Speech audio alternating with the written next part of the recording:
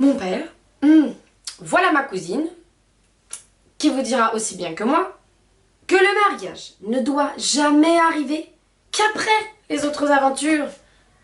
Et il faut qu'un amant, pour être agréable, sache débiter les beaux sentiments, pousser le doux, le tendre et le passionné, et que sa recherche soit dans les formes. Premièrement, il doit voir au temple ou à la promenade ou dans quelques cérémonies publiques la personne dont il devient amoureux, ou bien être conduit fatalement chez elle par un ami ou un parent, et sortir de là tout rêveur et mélancolique. Il y cache un temps sa passion à l'objet aimé. Et cependant, lui rend plusieurs visites, où l'on ne manque jamais de mettre sur le tapis une question galante qui exerce les esprits de l'assemblée. Le jour de la déclaration arrive, qui se doit faire ordinairement dans une allée de quelques jardins, tandis que la compagnie s'est un peu éloignée.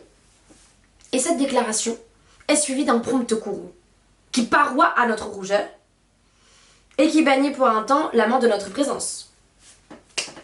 Ensuite, il trouve moyen de nous apaiser, de nous accoutumer insensiblement au discours de sa passion, et de tirer de nous cet aveu qui fait tant de peine.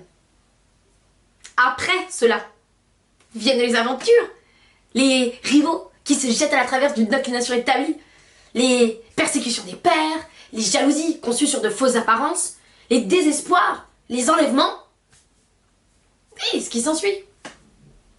Voilà comme les choses se traitent dans les belles manières. Et ce sont des règles dont, en bonne galanterie, on ne saura se dispenser. Mais en venir de but en blanc à l'union conjugale, ne faire l'amour qu'en faisant le contrat du mariage, et prendre justement le roman par la queue, encore un coup mon père, il ne se peut rien de plus marchand que ce procédé. Et j'ai mal au cœur de la seule vision que cela me fait.